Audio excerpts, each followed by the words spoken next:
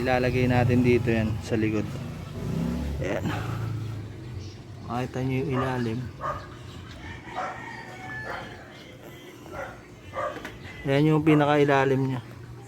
Bali dito natin ilalagay yan. Ito. Ayan, dito natin ilalagay yung camera. Nakaganyan.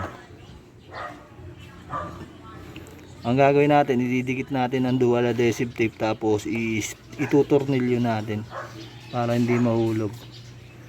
Ayan. Ayan, nilagay ko na yung dual adhesive tape nya. Tapos ididikit na natin siya rito. Ayan, ang ginawa ko dyan, binutasan ko muna ng dalawa. Ayan, binutasan ko para pag tinornilyo natin, nakabutas na. Ayan. Ang pinambutas ko lang dyan, yung ganito. Ayan, yung screw na matulis. Kayang butasin yan kasi plastic lang naman to.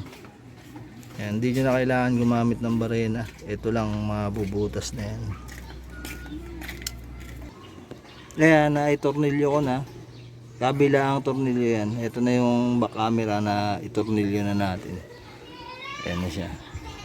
Ayan yung likod.